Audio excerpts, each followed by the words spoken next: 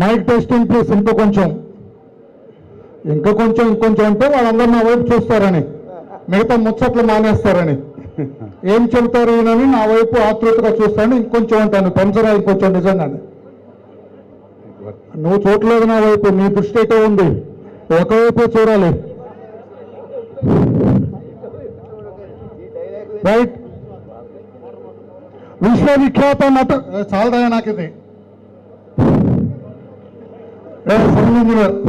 ఇంకా పెడితే విశ్వవిఖ్యాత నట సార్వభౌముడు, పేదవాడికి కూడు గుడ్డ నీడేవాళ్ళన్న పవిత్ర ఆశయంతో తన సినీ జీవితానికి స్వస్తి పలికి తెలుగుదేశం పార్టీని స్థాపించి 9 నెలల్లోనే తెలుగుదేశం పార్టీని అధికార పీఠాన అధిష్ఠింపజేసిన స్వర్గీయ నందమూరి తారక రామారావు గారి సాక్షిగా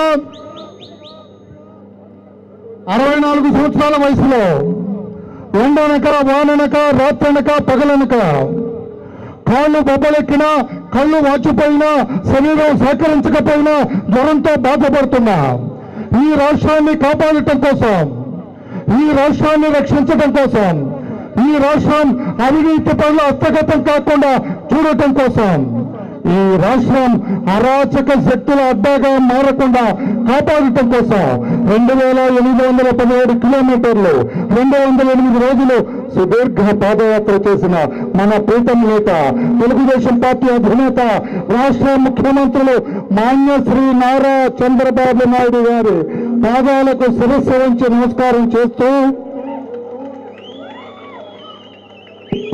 ఆయన ఆదేశాల ప్రకారం ఈ రోజున భారతదేశంలోనే కాదు,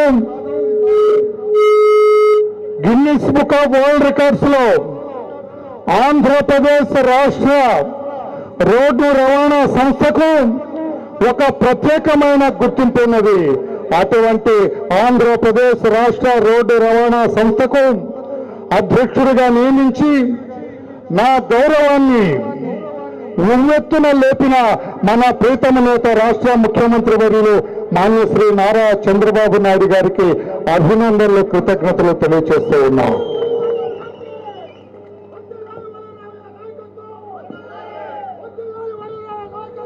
నన్ను ఆశీర్వదించడం కోసం, నా ఉన్నతిని కోరుతూ,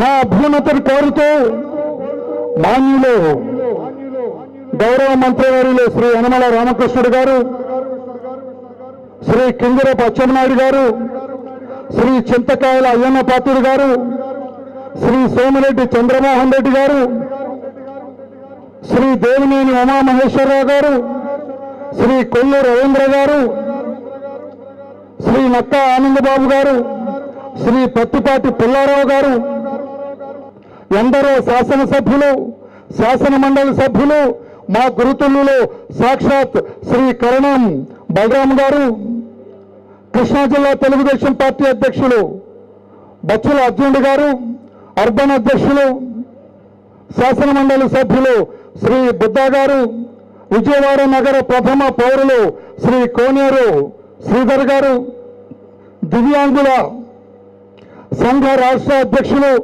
సోదరులు శ్రీ కోటేశ్వరరావు గారు, అలాగే మా పట్టాభి గారు, శాప్ అధ్యక్షులు శ్రీ అంకమ్మ చౌదరి గారు, నాటక సంస్థ అధ్యక్షులు శ్రీ గుమ్మడి గోపాలకృష్ణ గారు, వేదికపై ఉన్న ఎందరో మహానుభావులు, వారందరికీ నాకు తోడుగా ఉండి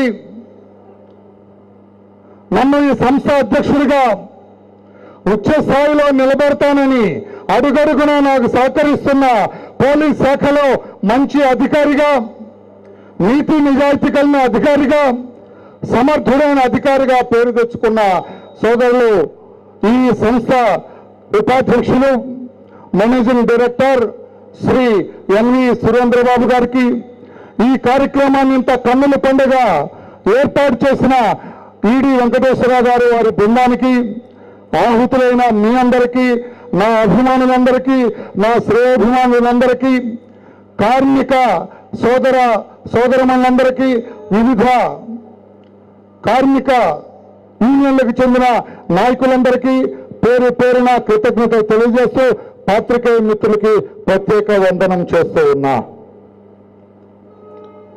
చాలా సంతోషంగా ఉంది. నేను ఏమి చెబుతానని మీ అందరికంటే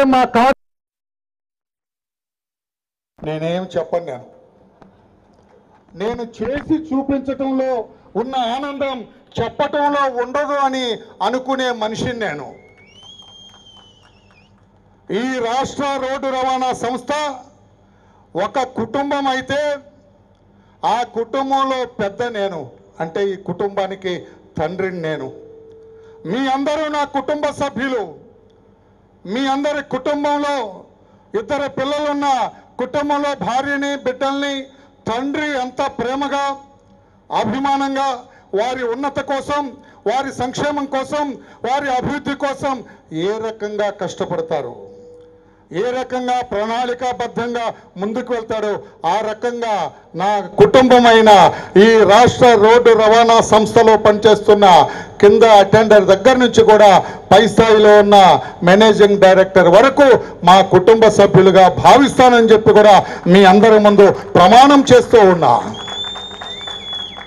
మీ సంక్షేమమే నా లక్ష్యంగా ముందుకెళ్తానని చెప్పి కూడా మీ అందరికీ వాగ్దానం చేస్తూ ఉన్నా.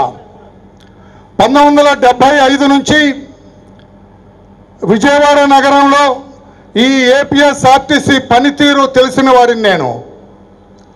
75లో ఇక్కడ ట్రాఫిక్ సర్కిల్ ఇన్స్పెక్టర్గా పనిచేశాను నేను. అప్పుడు ఈ ఆర్టీసీతో విడదీయడానికి సంబంధం ఉండేది. ఆ రోజుల్లోనే ఆర్టీసీ డ్రైవర్ యాక్సిడెంట్ చేస్తే 304 ఐపీసీ కింద కేసు రిజిస్టర్ చేస్తే అతన్ని స్టేషన్ బెయిల్లో విడుదల చేయాలని పోరాటం చేసిన వాళ్ళు నేనొకనని చెప్పి కూడా నా కార్మిక సోదరులందరికీ గుర్తు చేస్తున్నా. ఎందుకంటే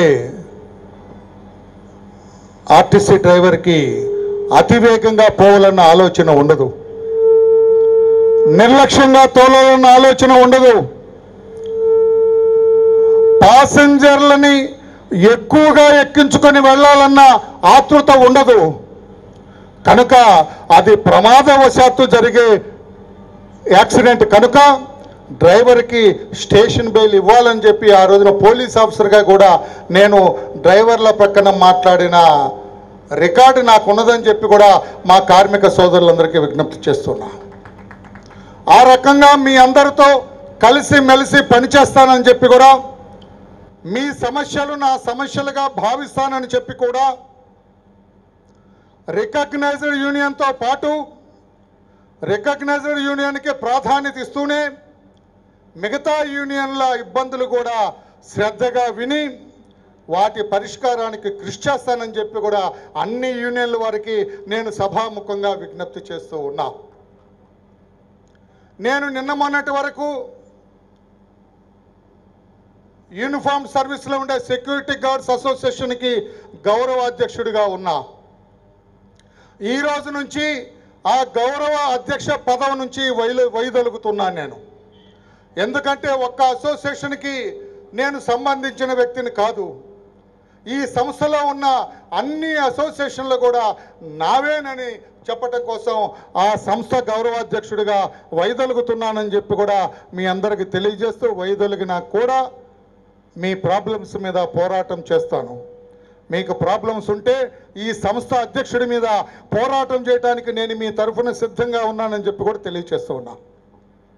అర్థం కాల, ఈ సంస్థ అధ్యక్షుడు ఎవరు? మరి నా మీద నేను పోరాటం చేసుకోవటానికి సిద్ధంగా ఉన్నా నీ ప్రాబ్లమ్స్ గురించి అని చెప్పి కూడా అన్ని కార్మిక సంఘ సోదరమణులందరికీ కూడా నేను విజ్ఞప్తి చేస్తున్నా. పేద వర్గాల పక్షపాతిగా నాకు మా తెలుగుదేశం పార్టీలో ముద్ర ఉన్నది మీ అందరికీ తెలుసు. తెలుగుదేశం పార్టీ అధికార పార్టీ కనుక ప్రస్తావించవలసిన అవసరం కూడా నాకు ఉన్నది. పోలీస్ అధికారిగా ఉన్నప్పుడు కూడా పేదల పక్షపాతిగా ఉన్నానని మా పై అధికారులు నా పైన ముద్ర వేసేవాళ్ళు. సంతోషపడేవాడిని దానికి కూడా, ఏనాడు వెనకడుగు వేల. అందుకని ఈ సంస్థలో అట్టడుగు నుంచి పై స్థాయి వరకు అందరినీ సమదృష్టితో చూస్తానని చెప్పి కూడా మరొక్కసారి తెలియచేయాలనేది నా ఉద్దేశం అని చెప్పి కూడా మీ అందరికీ విజ్ఞప్తి చేస్తున్నా. ఇంత కన్నుల పండగ ఈ ప్రమాణ స్వీకార ఉత్సవాన్ని తీర్చిదిద్దిన అధికారులకి, ముఖ్యంగా మేనేజింగ్ డైరెక్టర్ గారికి మళ్ళా అభినందనలు, కృతజ్ఞతలు తెలియజేస్తూ ఉన్నా. ఈ సంస్థకు ఒక ప్రత్యేకత ఉన్నది. 1926లోనే నైజాం హైదరాబాద్ నగరాన్ని పరిపాలిస్తున్నప్పుడు మొట్టమొదటిసారిగా 27 బస్సులతో ప్రారంభమైన ఈ సంస్థ ఉభయ రాష్ట్రాలు కలిసి ఉన్నప్పుడు వేలాది బస్సులుంటే ఈ రోజున 12,000 పైచిలకు బస్సులతోటి highest fleet in the country లాగా వెళుతున్నది ముందుకని చెప్పి కూడా విజ్ఞప్తి చేస్తూ, దీని వెనుక మీ అందరి కృషి ఉన్నది, కార్మికుల కృషి ఉన్నది, అధికారుల కృషి ఉన్నది, అన్ని వర్గాల ఈ సంస్థలో పనిచేసే ప్రతి ఒక్క వ్యక్తి హస్తం ఉన్నదని చెప్పి కూడా నేను గర్వంగా తెలియజేస్తున్నానని చెప్పి కూడా తెలియజేస్తూ, ఎక్కువసేపు మాట్లాడవలసిన అవసరం లేదు. నా సంస్థ అధ్యక్షుడిగా అంటే చైర్మన్గా నా గది తలుపులు ఎప్పుడు తెరిచే ఉంటాయి. మీకు ఎప్పుడు ఏ సమస్య ఉన్నాగా డైరెక్ట్గా మీరు రావచ్చు. అపాయింట్మెంట్ తీసుకోవాల్సిన అవసరం లేదు. నేను ఖాళీగా ఉంటే అదే మీకు అపాయింట్మెంట్ అని చెప్పి కూడా మీ అందరికి నేను గుర్తు చేస్తూ, అధికారులకి, వివిధ యూనియన్ల నాయకులకి, ఈ సంస్థలో పనిచేస్తున్న 58,000 మంది ఉద్యోగస్తులందరికి కూడా నేను అభినందనల, కృతజ్ఞతలు తెలియజేస్తూ, మనందరం కలిసి ఒక కుటుంబంగా పనిచేస్తూ ఈ సంస్థకు మంచి పేరు తీసుకొద్దాం. ఎప్పుడూ నష్టాల్లో నడిచే ఈ సంస్థ లాభాల బాటలో నడవటానికి అందరం కృషి చేద్దామని తెలియజేస్తూ, నన్ను ఆశీర్వదించడానికి వచ్చిన మీ అందరికీ అభినందనల, కృతజ్ఞతలు తెలియజేస్తూ, ఇంత పెద్ద ఎత్తున ఏర్పాట్లు చేసిన వెంకటేశ్వరరావు వారి టీంకి కృతజ్ఞతలు తెలియజేస్తూ సెలవు తీసుకున్నాను. నమస్కారం, అందరికీ నమస్కారం. Hello, this is your Nandu. Please do subscribe to New Waves Media. ఇలాంటి మరిన్ని మంచి వీడియోలు కావాలని కోరుకుంటున్నారా? అయితే పక్కనే ఉన్న గంట సింబల్ను క్లిక్ చేయండి. అలాగే సబ్స్క్రైబ్ చేయండి.